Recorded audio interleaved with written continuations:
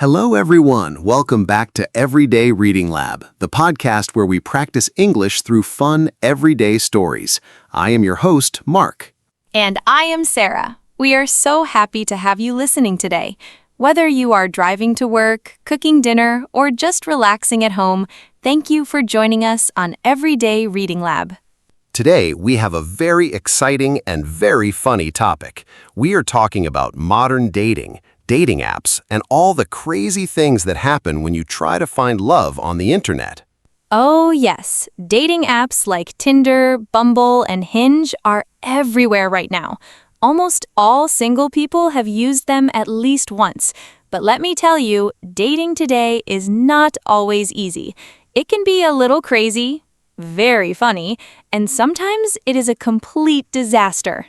Exactly. Before we start our stories, let's explain how these apps work. This is for our listeners who might not know. Dating apps are applications on your smartphone. First, you create a profile. You upload some nice photos of yourself and you write a short text about who you are. This text is called a bio. Right. After you finish your profile, you start looking at other people's profiles. On an app like Tinder, you swipe right on the screen if you like someone. You swipe left if you do not like them. And the magic happens when two people swipe right on each other. That is called a match. When you get a match, you can finally start chatting and sending messages. It sounds very simple and easy, right? It sounds simple, but the reality is completely different. Writing a bio and choosing photos is actually really hard. Mark, what do you think makes a bad profile picture? Oh, that's a great question. I think a bad profile picture is when a guy is wearing sunglasses and a hat in every single photo. You cannot see his face at all. How can I know what he looks like? Or when people post group photos with 10 friends, you have to guess which person is the owner of the profile. Yes, I hate that. I also do not like it when people use very old photos. If the photo is from 10 years ago, it is not honest. Have you ever used these dating apps, Mark? Yes, I was on Tinder a few years ago. I used it for about 6 months. It was a very interesting experience. I went on a few nice dates, but some dates were really weird. Okay, you have to tell me a story. What is your craziest dating app experience? Let's hear it. I am ready to laugh. Okay. So about 3 years ago, I matched with a woman on Tinder. Her name was Emma. Her profile was great. She looked very cute, her smile was lovely, and her bio said she loved reading books and drinking coffee. I also love books and coffee. So I invited her to a nice, quiet coffee shop in the city center for our first date. That sounds like a perfect start. A coffee shop is a very safe and relaxing place for a first date. What went wrong? Well, I arrived at the coffee shop early. I found a nice table near the window and waited for her. When she walked in, I was happy. She looked exactly like her photos. We said hello, sat down, and ordered our drinks. I ordered a black coffee, and she ordered a green tea. I asked her, "How is your day going?" But before she answered, she opened her large bag and took out a notebook and a pen. A notebook? Why? Was she a writer? Did she want to draw a picture of you? No, she opened the notebook, looked at me very seriously, and said, "Okay, Mark, I have a list of questions for you." She started asking me questions like it was a strict job interview. No way! That is so strange. What kind of questions did she ask? She asked, "Where do you see yourself in 5 years?" Next, she asked, "What is your exact monthly salary?" Then she asked, "Do you have any credit card debt?" And "How many hours a week do you watch television?" And the craziest part? She was writing down my answers in her notebook. That is so awkward. I would feel so uncomfortable. You are on a date, not applying for a job at a bank. What did you do? I was completely shocked. I tried to make a joke to relax the situation. I smiled and said, "Wow, do I need to send you my resume and references too?" But she didn't laugh. She didn't even smile. She just looked at me and said, "I'm 30 years old. I don't like wasting time. I need to know if you are a good investment for my future." Oh my goodness! A good investment? You are a human being, not a house or a piece of land. Exactly. I felt so strange. After 30 minutes of this interview, I told her I had an emergency at work and I had to leave. I paid for my coffee, said goodbye, and walked out quickly. I never sent her another message. I don't blame you. That's definitely a crazy story. It's a massive red flag when someone treats a romantic date like a business meeting. Yes, a huge red flag. For our listeners, a red flag is a warning sign. It means something is dangerous or wrong with a person's behavior. So, Sarah, it's your turn now. Tell me your absolute worst dating app story. Oh, I have a fantastic one. It happened last year when I was using Bumble. On Bumble, the woman has to send the first message, so I was the one who said hello. I matched with a guy named David. His photos were incredibly handsome. He looked tall, athletic, and he was holding a very cute dog in his main picture. Ah, a handsome guy with a cute dog. That's a classic dating app trick. Everyone loves dogs. I know, I completely fell for it. We chatted on the app for about a week. He seemed very funny, polite, and sweet. He used complete sentences and asked me about my hobbies, so we agreed to go to a nice Italian restaurant for dinner on a Friday night. Going to dinner on a first date can be risky. If the date is bad, you're stuck there for a long time.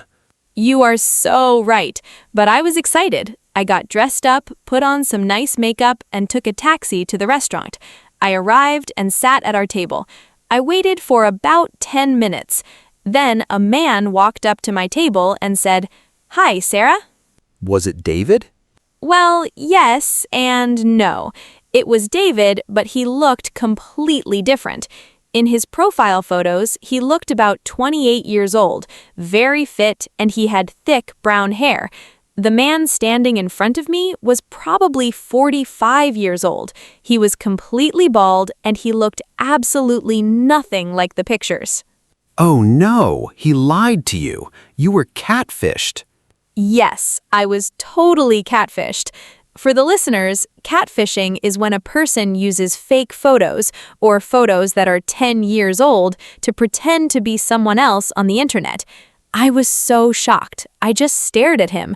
I didn't know what to say. Did you stay for the dinner or did you run away? I'm too polite, Mark. I didn't want to be rude, so I stayed. But the dinner was terrible. It gets worse. How could it get worse than a catfish? We ordered our food. I tried to make normal conversation. I asked him about his job and his dog, but he only wanted to talk about his ex-girlfriend. For a whole hour, I sat there and listened to him complain about her. He said she didn't know how to clean, she spent too much of my money, and she was always angry. It was so negative and exhausting. Oh, wow. That's another huge red flag. You should never talk badly about your ex-partner on a first date. It makes you look very bitter. Exactly. Finally, the dinner was over. The waiter brought the bill to the table.